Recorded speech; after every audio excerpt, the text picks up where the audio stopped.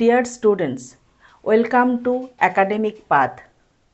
Today we will learn the Unit 3 of the story Father's Help. We have learned Unit 1 and Unit 2 of the story Father's Help in our previous video. Today our class is on the Unit 3, and at first we learn the story Unit 3 and then we complete the exercise and questions. Now look at your book and I am reading the story. As he entered the school gate, an idea occurred to him. যখন সে স্কুলের প্রবেশদ্বারে ঢুকলো তার মাথায় একটা বুদ্ধি এলো।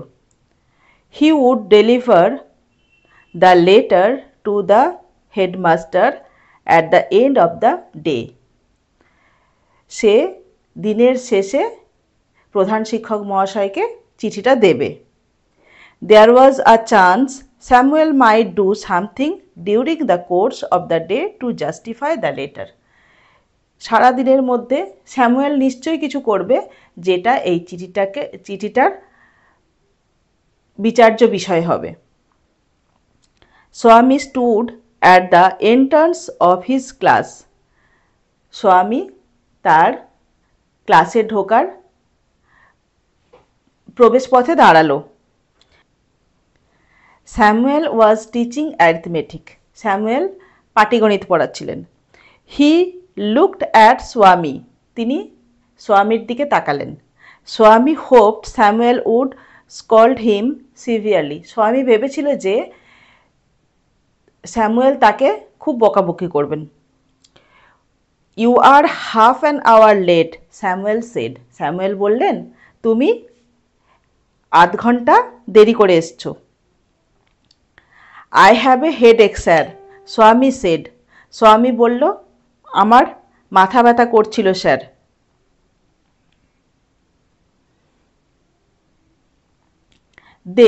Then why did you come at all? তাহলে তুমি এলে কেন? This was an unexpected question from Samuel. এটা স্যামুয়েলের কাছ থেকে একটা মানে অযাচিত প্রশ্ন। Swami said, my father said I should not miss school, sir. স্বামী বলল যে আমার বাবা বলেছেন যে আমার ক্লাসে অনুপস্থিত থাকা উচিত নয়। Samuel looked impressed. Your father is quite right. স্যামুয়েলকে একটু অনুপ্রাণিত দেখালো এবং সে বলল, তোমার বাবা ঠিক কথাই বলেছেন। We want more parents like him. আমরা তার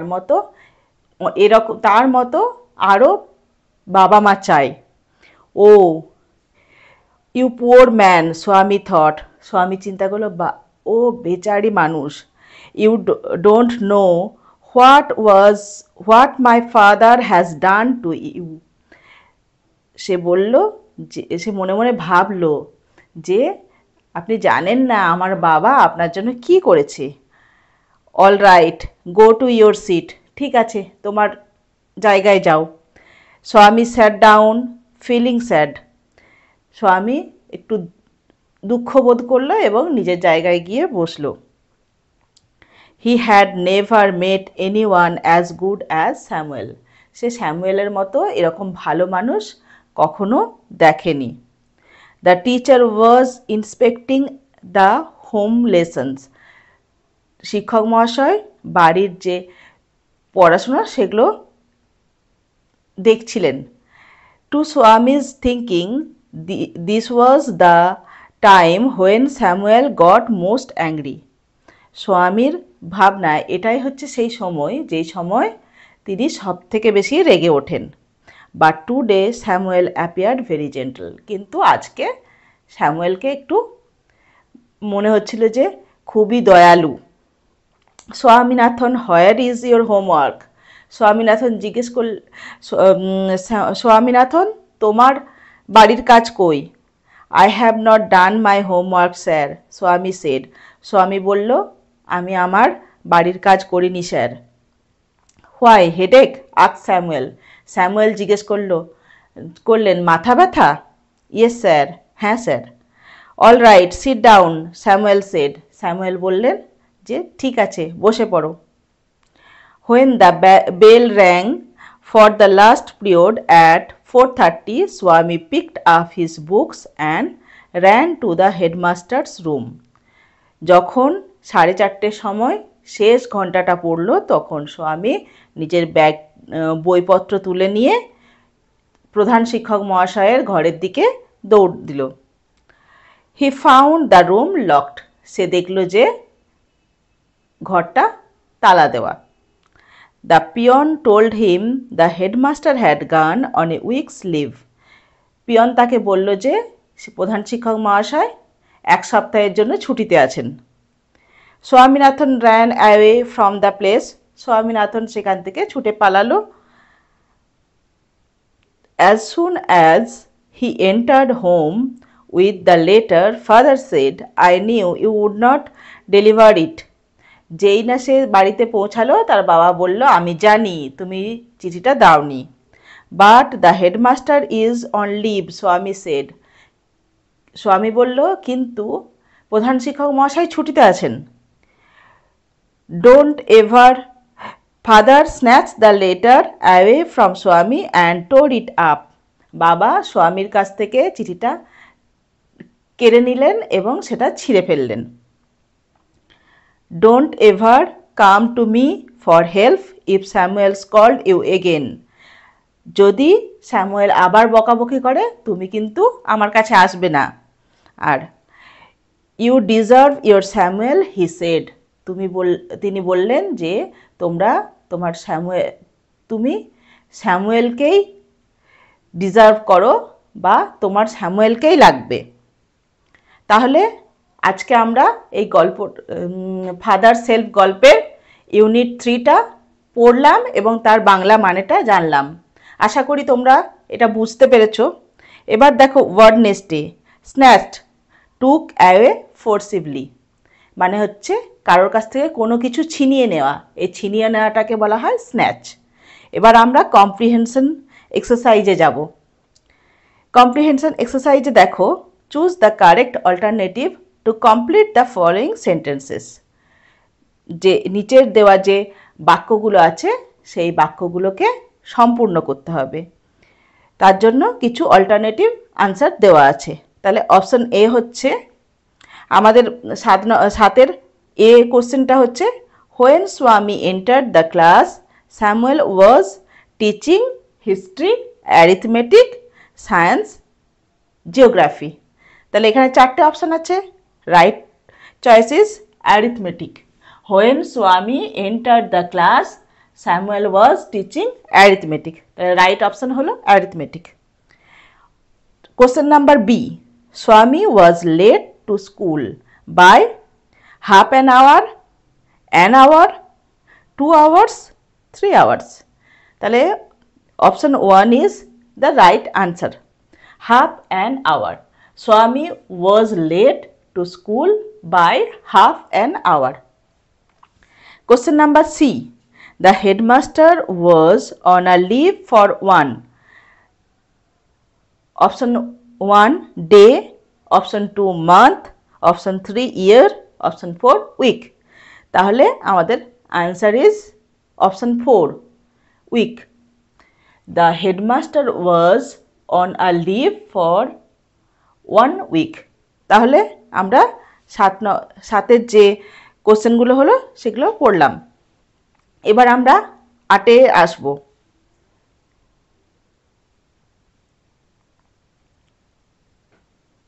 তাহলে এবার কোশ্চেন নাম্বার 8 দেখো, complete the following sentences with information from the text.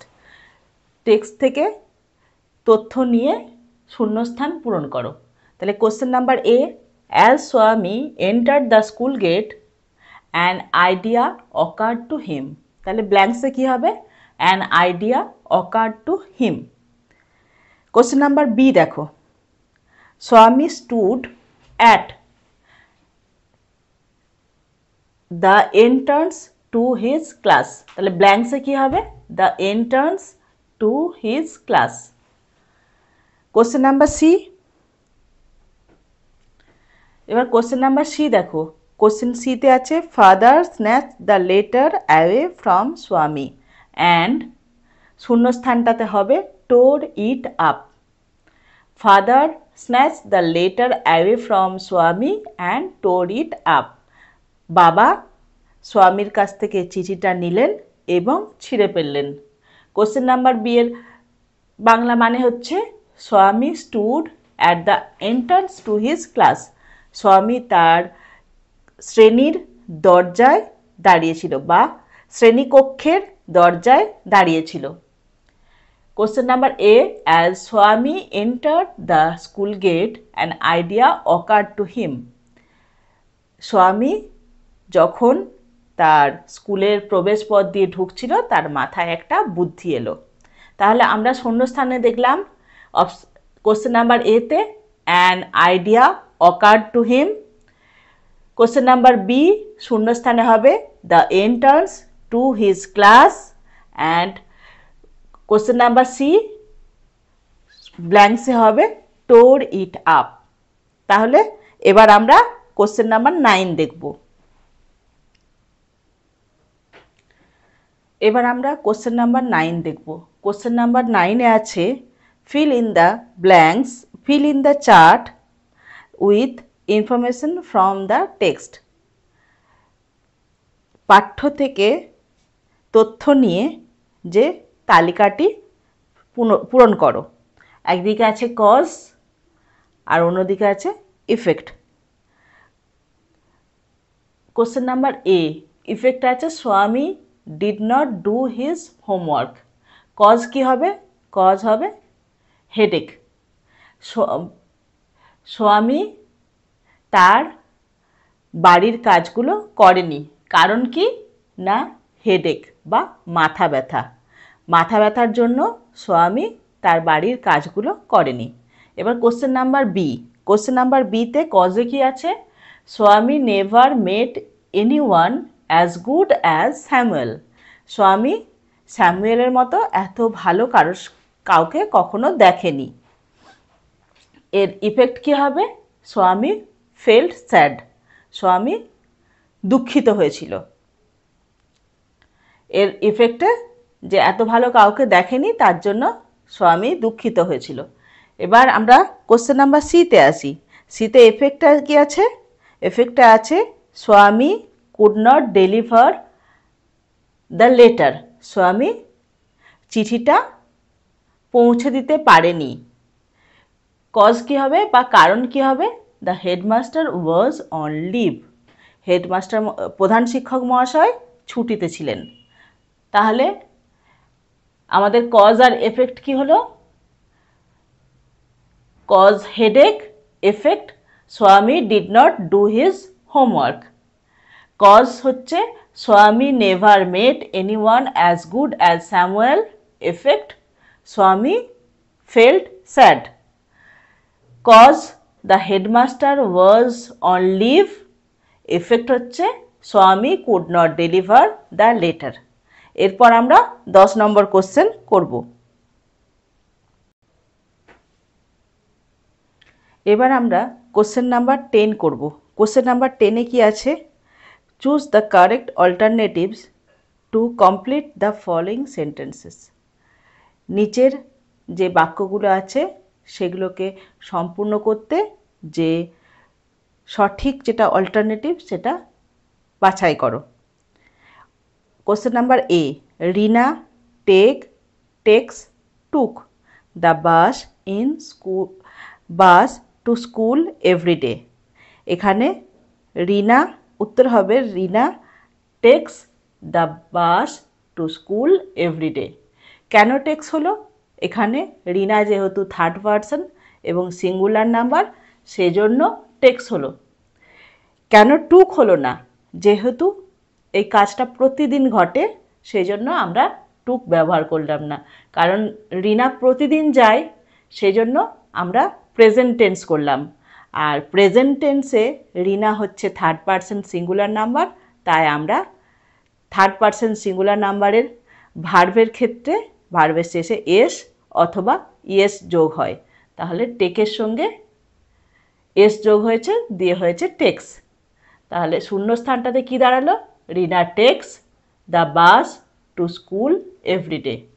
এবার আমরা কোশ্চেন নাম্বার বিতে আসি। কোশ্চেন নাম্বার বিতে আছে, last Monday while we were watching last Monday while we was watching, have been watching or were watching the television, the electric went off. এখানে right answer হবে were watching. Last Monday while we were watching the television, the electric went off. কেন were watching হলো? we এর কারণে were হলো। তাহলে বলো ওয়াজ বাদ দিয়ে ওয়ার হয়েছে, কেন হ্যাভ বিন হলো না? কারণ এটা লাস্ট মানডে, একটা পাস্ট টাইমের কথা বলছে। যেহেতু পাস্ট টাইমের কথা বলছে, সেই জন্য আমরা পাস্ট টেন্সে করব। যদি হতো হ্যাভ বিন ওয়াচিং, এটা প্রেজেন্ট টাইমের কথা বলছে, সেই জন্য আমরা এটা বাদ দিলাম। আর ওয়াজটা বাদ দিলাম, যেহেতু উই আছে, উইয়ের সঙ্গে উই প্লুরাল, তাই এটা উইয়ের সঙ্গে যে বি ভার্বটা ক্যারি করবে সেটা হবে ওয়ার। সেই জন্য আমরা এটা রাইট আনসার করলাম were watching. Last Monday while we were watching the television, the electric went off. Question number C, by this time tomorrow they will have left, will have leave, will had left. Right answer will be will have left. কেন এটা will have left হলো? কারণ tomorrow এটা future, সেই জন্য ফিউচারের জন্য আমরা will নেব, এবং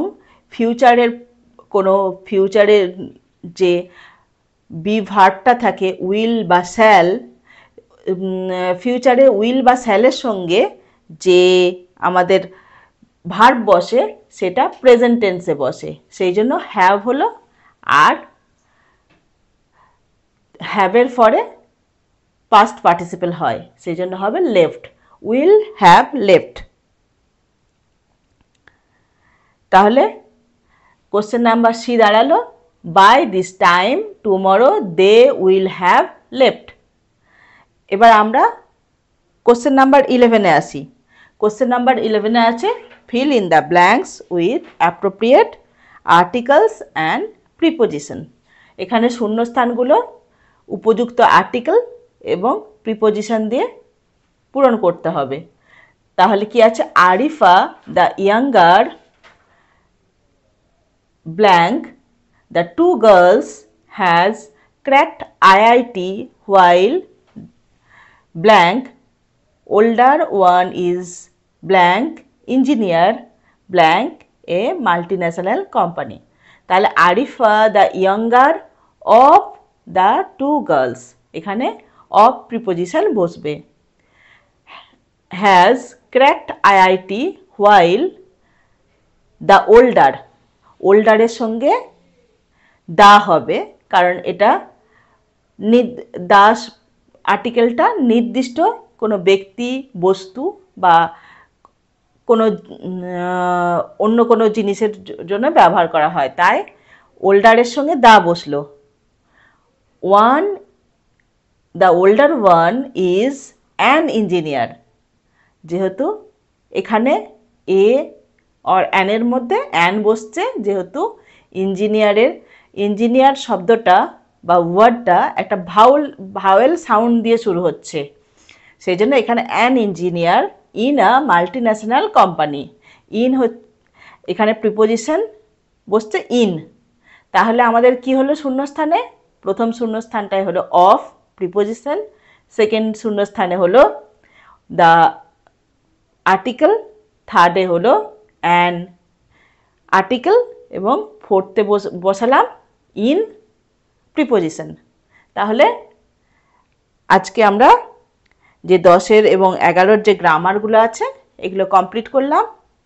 তাহলে আমাদের ফাদার্স হেল্প গল্পের যে সমস্ত এক্সারসাইজগুলো আছে আমরা সেই এক্সারসাইজগুলো কমপ্লিট করেছি।